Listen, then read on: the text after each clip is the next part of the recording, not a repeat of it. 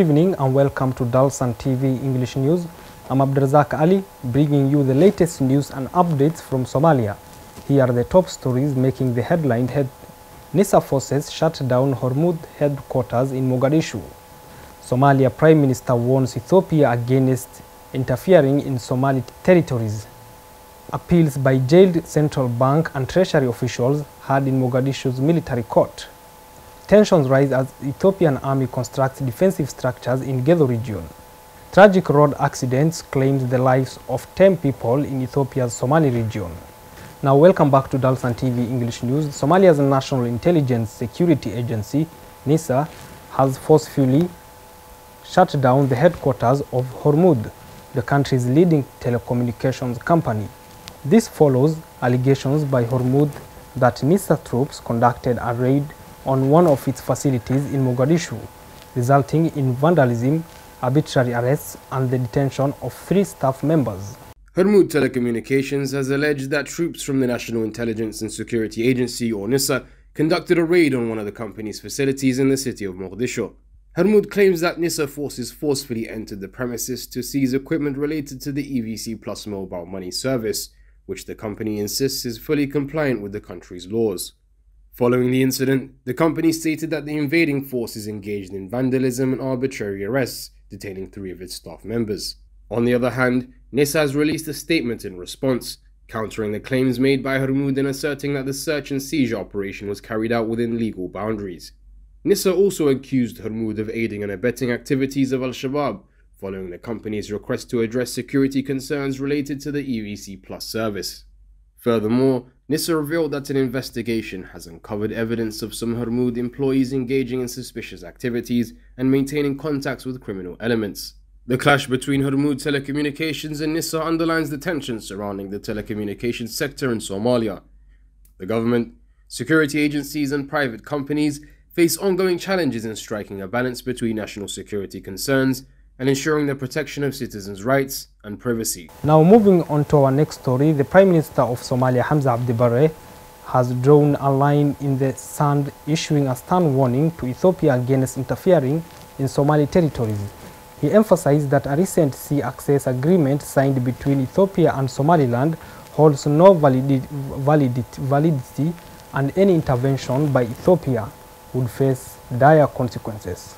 In a strongly worded statement delivered during a program in Mogadishu, Prime Minister Hamza Abdi Barre of Somalia issued a stern warning to Ethiopia, cautioning against any intervention in Somali territories. He emphasized that a recent sea access agreement signed between Ethiopia and Somaliland held no validity. The Prime Minister made it clear that if Ethiopia were to engage in any such intervention, it would face dire consequences. Ethiopia cannot interfere in our land. If they attempt such an intervention, they will withdraw carrying their dead body. Somali territories cannot be obtained through songs or threats. The Somali government's response to the sea access agreement was to recall its ambassador from Ethiopia. The agreement, signed on the 1st of January, allowed Ethiopia to utilize Somaliland's coast for commercial and military purposes, including access to the strategic port of Berbera on the Red Sea. Somaliland, which declared unilateral independence from Somalia in 1991, also announced that Ethiopia would recognize its independence upon the finalization of the agreement. This development sparked significant protests in Somalia against Ethiopia, with various prominent figures joining in. The loss of Red Sea ports in the early 1990s, following the Eritrean War of Independence, has left Ethiopia landlocked, impacting its ability to engage in efficient maritime trade. The separation of Eritrea from Ethiopia resulted in the latter's loss of direct access to the Red Sea and crucial ports.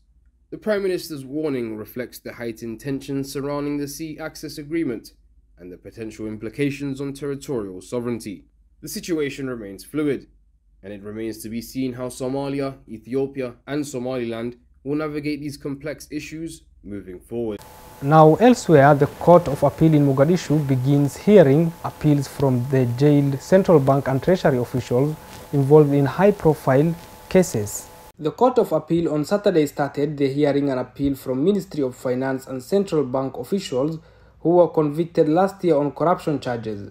The case, which garnered public attention, involves allegations of corruption misuse of official documents, and embezzlement of funds. Last year, the Benadir Regional Court handed down sentences to 5 individuals, all of whom held positions of authority within the Treasury and Central Bank. The severity of the sentencings varied, with jail terms ranging from 1 to 9 years. Abdirahman Abdikarim Ibrahim, former head of foreign licensing at the Ministry of Labour and Social Affairs, received the harshest sentence of 9 years. Additionally, he was permanently barred from holding any public office. Ibrahim was among the officials who reportedly fled the country when the police initiated arrests of suspects. Another figure in the case, Abubakar Mohammed Ali, who served as the head of revenue collection for the Ministry of Finance at Aden at the airport, was sentenced to 8 years in prison.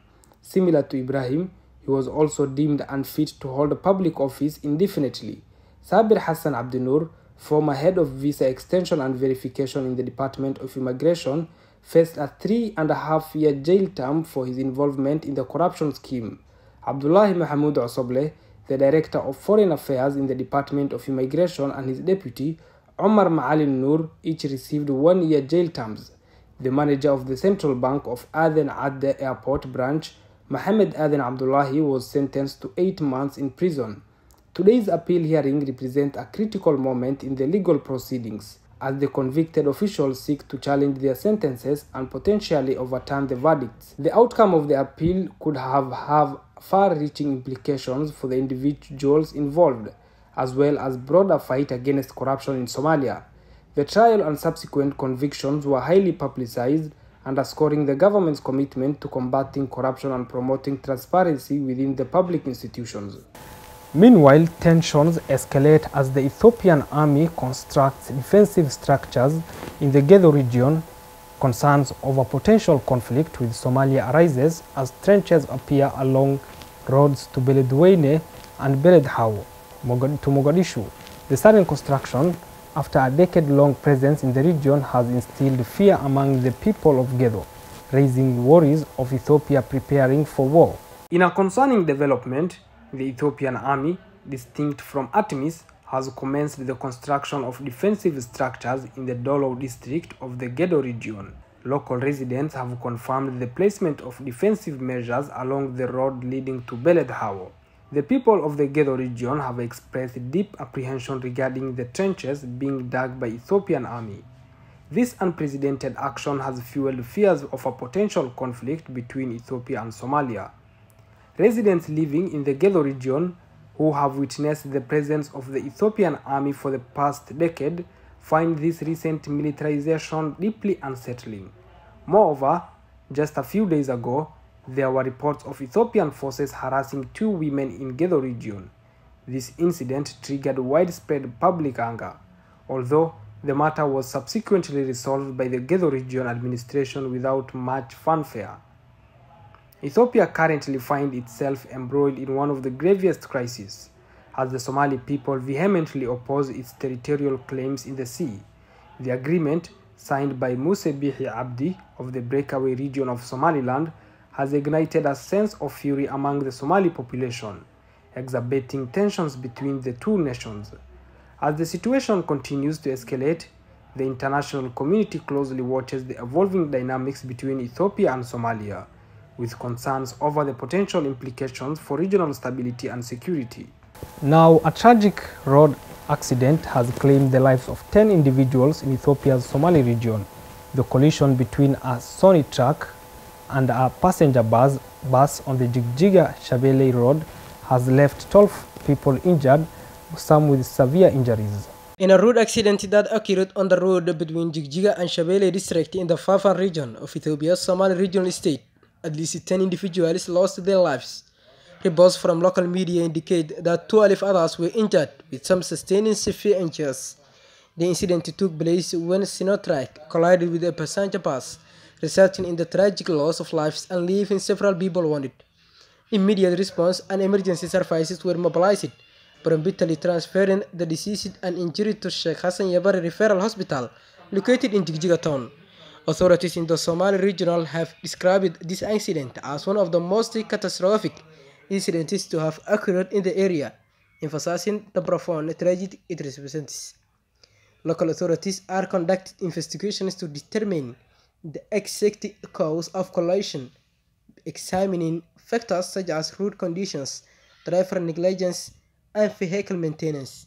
Efforts are underway to provide support and assistance to those affected by the incident, including medical care and counseling services. That concludes today's news bulletin. Stay informed by subscribing and following Dalsan TV for the latest updates and news from Somalia. Thank you for watching Dalsan TV English News. Good night.